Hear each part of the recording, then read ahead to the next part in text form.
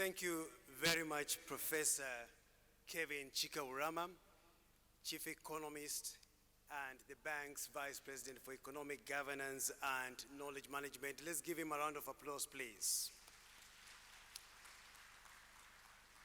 We're changing things around quickly because I know you've been waiting for quite some time, and we are going to the panel discussion, but before that I want to recognize distinguished guests who've just joined us. May I start with the Vice President of the United Republic of Tanzania. Dr. Philip إصدار Mpango is with us. He'll be talking to us later on. Vice President, just wave from where you are and people can know you're around. And then we've got the former Dean of the Executive Board of the bank. That was Dean Lekete Magoshi. Where are you? There you are. Let's give a round of applause. This is a show of solidarity. Thank you. May I invite to the stage panelists. We are going now to start our discussion, and then later on we'll do the unveiling. May I invite to the stage the Right Honorable Andrew Mitchell from the United Kingdom.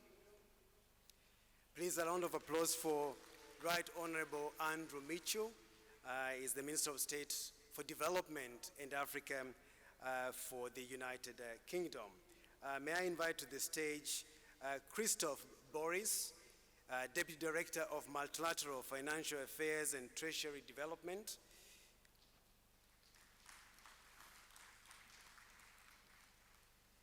May I invite to the stage Dr. Heike Hamgak, Managing Director for Southern and Eastern Mediterranean of the European Bank of Reconstruction and Development, EBRD. A big applause for her, please. Let us welcome Admasu Tedesi, the President Emeritus and Group Managing Director, Eastern and Southern Trade and Development Bank. Where are you? Oh, very good, my friend. Please welcome. And then it's time for our hosts, for me to welcome our host to the stage, because I think you can now see the guests very clearly.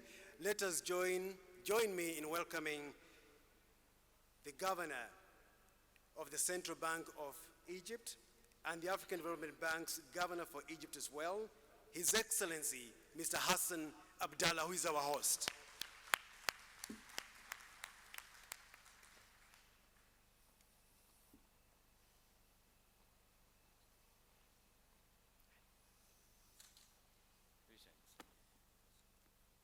Thank you all for getting time to be on this panel. And I know you're all pressed for time. We're going to move pretty quickly, and I'll be counting, of course, on your remarks being succinct. I know, Right Honorable Andrew Mitchell, you've got to catch a flight at some point, so I will start with you. Listening to the presentation by Professor Rama about the economic performance and outlook of Africa, there must be things going on through your mind. What did you pick out? Well, above all, the issue today is how we bear down in a very difficult period for the international system, how we find the money to combat climate change, and how we focus on the SDGs, which of course we're halfway through the period to 2030 and we're way off course, and what we do. And one of the things I was thinking about when he was speaking was the fact that the Africa Bank is showing the way, particularly on how we tackle the need for far more money. The challenge is to turn billions into trillions, and I see Mia Motley's Bridgetown agenda at the heart of how you do that. And what I'm particularly impressed by with the Africa Bank is the way that the Africa Bank is inventing and discovering and working up a whole series of different ways of increasing that funding. So Britain is helping. We have provided these guarantees, which mean that the bank can lend far more. And when I was at the World Bank too, I felt that we've got within the multilateral system, within the multilateral banks, an extraordinary array of talent. And we need to harness that to achieve the tasks that Mia Motley and others have set us. So to me, it is the leadership that the Africa Bank is showing, not just in terms of the work that's being done in Africa, which the President and others have ventilated so well today, but it's also in the inventiveness, the financial engineering that is coming out of the bank as we tackle these problems together. Thank you for that, Right Honorable Mitchell. And just closer to me, let me come home here to Christoph Boris. Christoph, I've got to put to you, just looking at what was presented here, this is Africa. What did you pick out? This is a vast subject. I'll switch to French pour apporter un peu de francophonie à ce panel. Alors, dans cette présentation qui était extrêmement riche, ce qui était intéressant était de voir le contraste entre des forces et des faiblesses. Des forces qui sont évidentes pour l'Afrique, cela a été bien expliqué dans la présentation, des ressources, une population, une volonté aussi, une banque ici, celle que nous sommes ici tous pour soutenir, qui est là pour utiliser justement toutes ces ressources, mais c'est un bon bateau, mais qui fait face à des vents contraires. C'est peut-être ça que je retiens, c'est-à-dire qu'il y a une certaine solidité, il y a un cap qui est bien compris, mais nous avons face à nous ces vents contraires qui viennent à la fois d'une situation qui est hors de l'Afrique, bien sûr, avec les événements géopolitiques qui ont apporté beaucoup de problèmes, avec cette inflation importée aussi qui fait beaucoup de dégâts, mais aussi, bien entendu, un challenge qui est lié à ce qui se passe en Afrique même, et c'est là que la banque, et on l'a beaucoup dit aujourd'hui dans les interventions,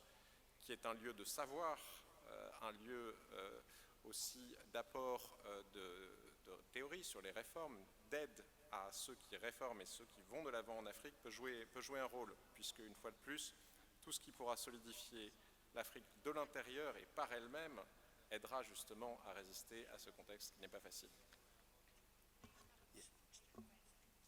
Yeah, thank you so much for that, Christoph. Boris, let me now go to our host, Governor Abdallah. This report is about the African continent, and of course the world is looking in to see how our economies are performing, to look at the risks, they will look at opportunities. And you heard from Professor Rama, a whole list of opportunities. There are risks, yes, but he made very good recommendations. What did you take away, sir? Thank you very much, and I would first like to commend the report and its conclusions. The literature is very good, and I would like to go to the core, if I may. Why do we need private sector? I don't see we need private sector for fun. Let me just move the microphone. Sorry. Try that. Yes. When did they lose me? From the beginning? Yes, go ahead. So let me first commend the report. It's been very comprehensive, and the conclusions are very telling. However, I would like to address the issue from a more practical angle. We need the private sector not only for the funding, of course. We've all seen in all countries that the management of a private sector is way more efficient, at least on the long run. That's a fact. And the other side of it is the opportunities. Are there opportunities? Yes, according to the literature, there are trillions of dollars of opportunities.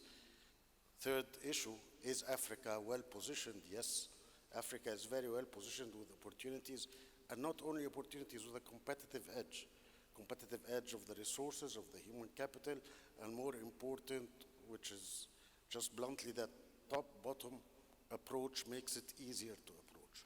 So it boils down to the private sector. How can they, this is a question that we all know the answer to. Yourselves, your good selves, the audience, what motivates them is only one thing. This is not CSR business. No matter how long we talk to them, the angle, and even this is a wrong angle, that we should make sure that the return on equity given to these private sector warrants this risk, and even more than warrants this risk by a premium for the innovation and because it's something new. Now, how can this be done? The MDBs play a crucial role in this. They have already, and thanks to all of them, they've already increased the awareness a lot. Then comes, we need to have financing norms, and these have been part of it in the report. Those financing issues, whether it is guarantees, whether it's sub-debt, whether it's hybrid debt, whether it's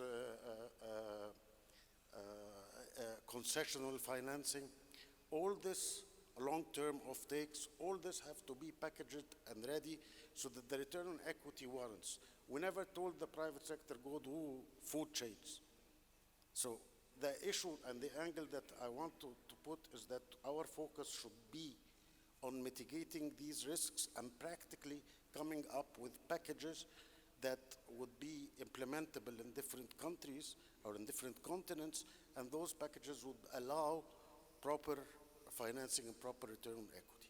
Just one thing I want to highlight prior to finalizing my word, which is there is an issue that has not been addressed in the report, or I haven't seen the whole report, but I would like to highlight to the audience, and I would like the AFDB, if possible, to do research on it. Usually in Africa, when we do long-term offtakes, we do it in foreign currency. And this provides a hindrance both for the private sector and the public sector. And addressing this issue is key to a lot of the financing and a lot of the impediments providing the long-term financing. And thank you very much. Thank you so much for that. When we talk about long-term financing, I think it's something which Right Honorable Andrew Mitchell did allude to in his speech at the Chatham House late April about the length of, or the duration given to Africa when they borrow money. Sometimes it's 5 years, which is too short. And you compare that to 30 years given to a mortgage borrower in the United Kingdom. It makes a difference how long you're borrowing money for, isn't it? Andrew Mitchell. So the point I was making was that we appear to be able to save a bank in California in 3 days, but Zambia waits more than 2 years to get debt relief. And I was also pointing out the difficulties that some countries in Africa are only able to borrow for very short periods of time and have very high rates of interest. I'm thinking particularly of Malawi at the moment, but that contrasts within in Europe, where our children can borrow at a fraction of that and for 30 or 40 years. So that was the point I was making, that the architecture needs to catch up with the problem. And I think there are signs that we're moving in the right direction. But the point I was making at the beginning is I think a lot of the thinking on this is coming out of the partnerships which the Africa Bank has assembled. And we need to drive that agenda forward as fast as we can. Thank you so much for that. Let me now go to the far end. And Dr. Heike Hamgat, from the European Bank for Reconstruction and Development, you are making inroads into Africa. You've launched in Africa. You're based in Egypt. And I'm sure you're looking further south. But just first of all, the African Development Bank has just given you, free of charge, a very good report to rely on. What do you make of it? No, I think first of all, I'm super happy to see this enormous depth of analytics in this report. But actually what triggered my interest most was the combination of what is needed is innovation, scale, and the right risk mitigants. And as a banker, I thought these are exactly the sort of 3 words I like. And what I heard also now from, of course, the governor of the Egyptian Central Bank is what we need to do is get this mix of innovation, risk return, and scalability right to really attract the private sector at scale. And yes, I've been only in North Africa active as for the EBRD, but we are looking south. But if I give an example from Egypt, if you look at Benban, at a time it was Africa's largest solar park, it really brought exactly these elements together. Innovation, the right risk return for the private and the public investor, and scalability for a large solar farm. And I think we can talk about this in a bit of time, but I think one of the slides I really looked at and thought, look at the enormous potential of the next phase of green technology, and that was look at the potential that this continent has on green hydrogen.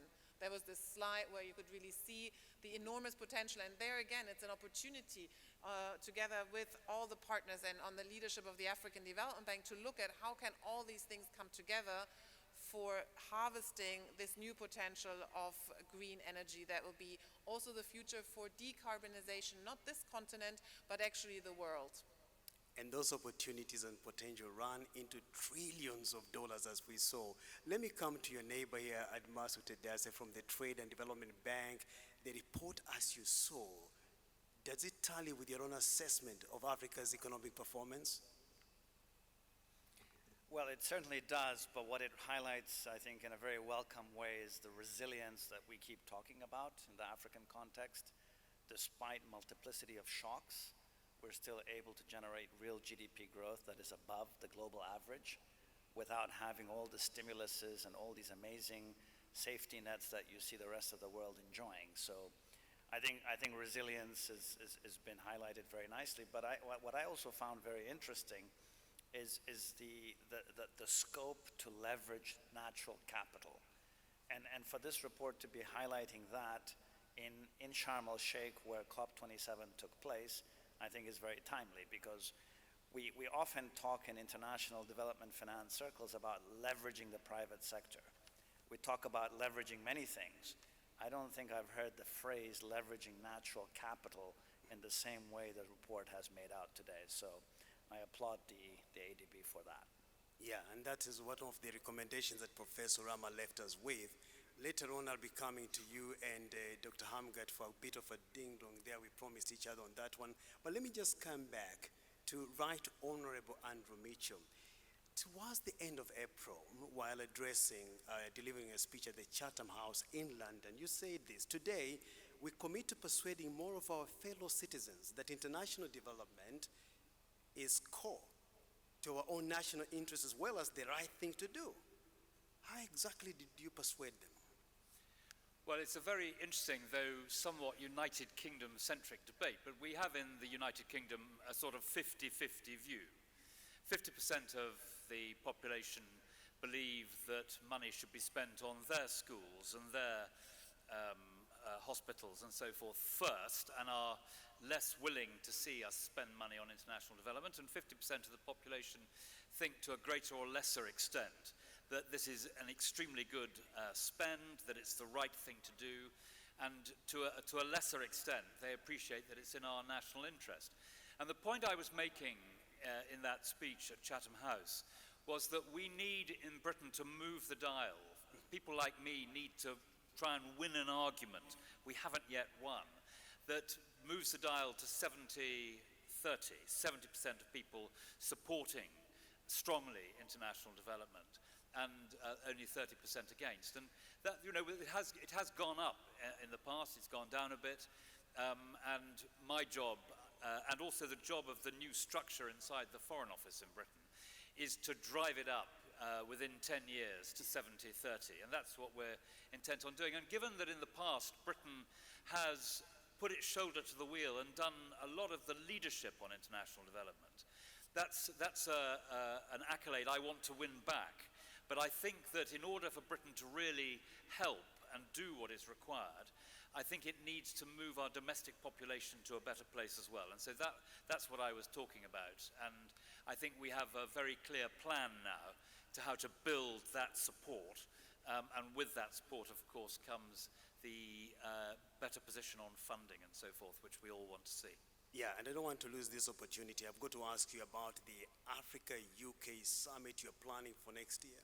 Yes, it goes to the points that some of my fellow panelists have been making about the private sector. In Britain, we massively reformed what used to be called CDC and is now called BII. And it's the British International Investment Arm.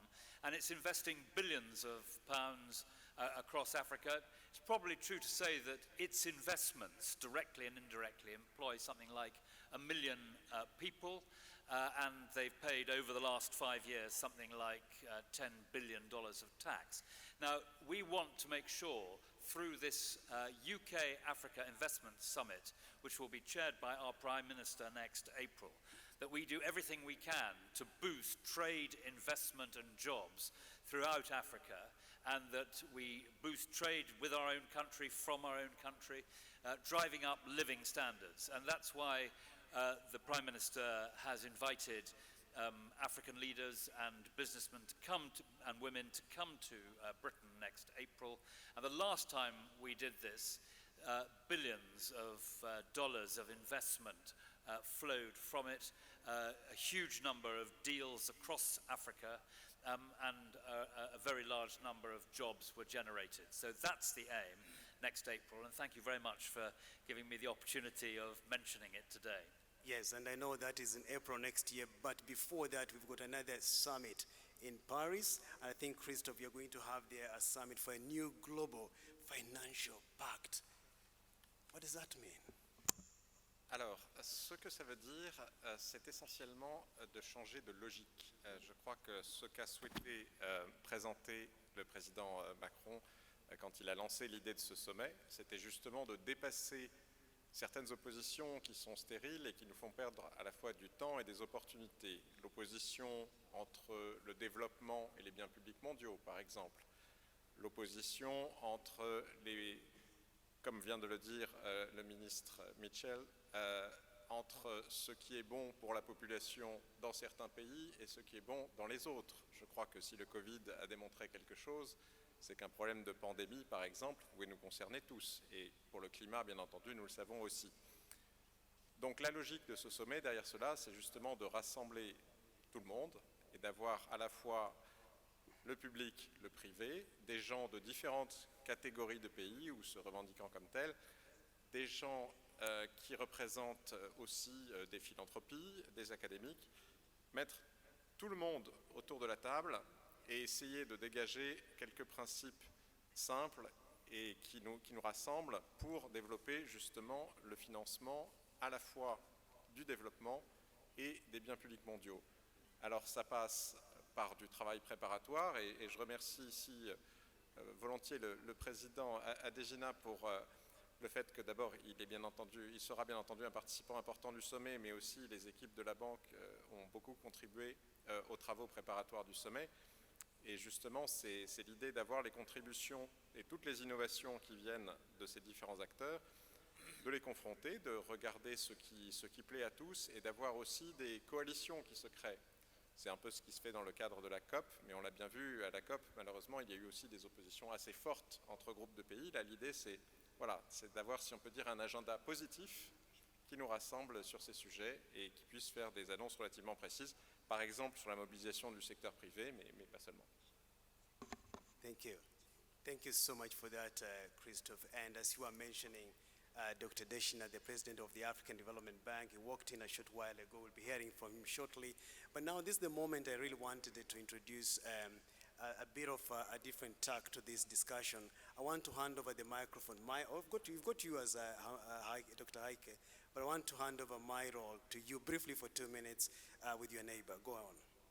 No, thank you so much. And maybe a quick explanation.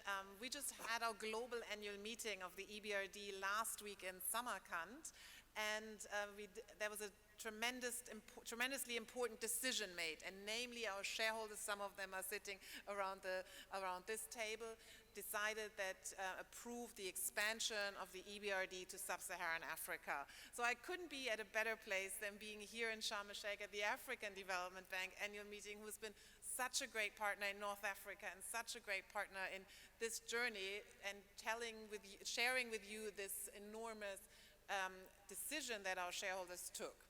So I'm in Cairo, I'm looking south, and we are really keen to support green growth together with our partners. We are a bank that does 75% in the private sector, 25% in the public sector, and we've the new kids in the block in North Africa, but invested so far $20 billion in the last 10 years.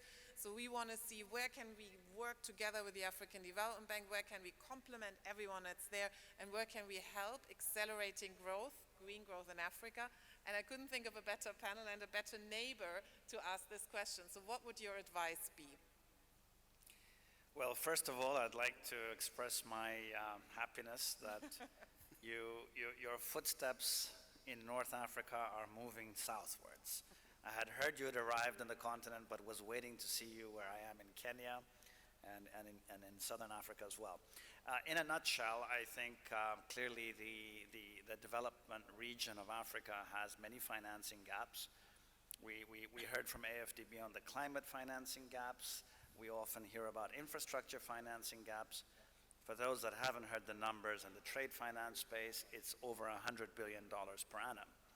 And I know that's one of the things that the EBRD can do quite easily, among other things, of course, such as longer-term financing.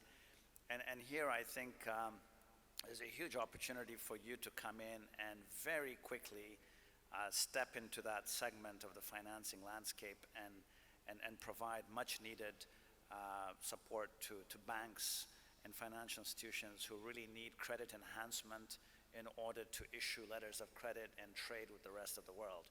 We do a great deal of that as TDB, and I must say, in case you're curious as to whether it's feasible or not, you can ask BII, who the Honorable Mitchell had mentioned was active in Africa. They've worked very closely with us in providing risk participations and guaranteeing trade between Africa and the rest of the world, but also between African countries as part of the AFCFTA. So I would warmly welcome you into that space. The British have done it and they've not suffered, and I promise you will not either. Thank you so much. Okay, so you see, you are in good company. Excellent. And just to tell the audience, you know, when I introduced Dr. Heike, I said she was selected amongst the top 10 most powerful women in business in the Middle East for 2 consecutive years, 2020 and 2021. So a big round of applause to her, please. So as we wrap this up, because I know we are all pressed for time, let me come to our host, Governor Abdallah. Early this year, your government announced the privatization of 32 state-owned enterprises worth 40 billion US dollars. What does this say about the government's commitment towards the private sector growth in this country? Well, thank you for the question. Of course, that doesn't fall under the domain of the central bank, but I'm more than happy to entertain it as an Egyptian citizen, because I believe there is a lot of issues that should be clear. Egypt has always been pro-private sector.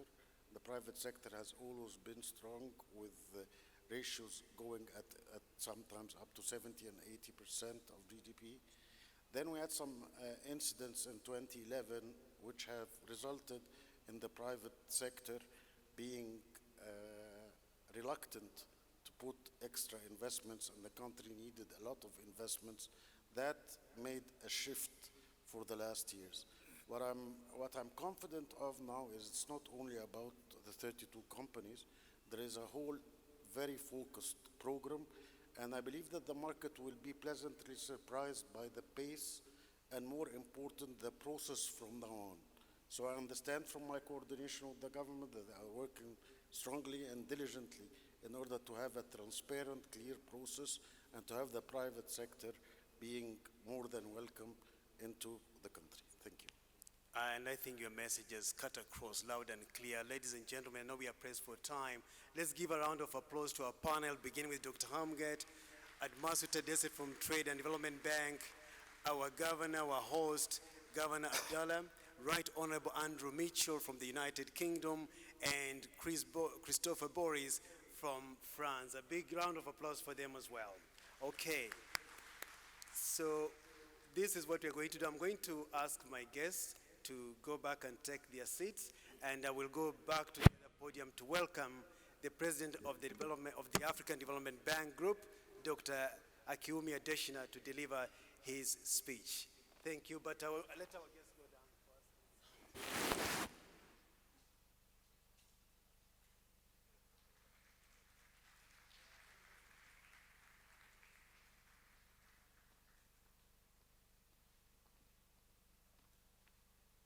Yeah, they're going to take a group photo first because some of them are going to leave.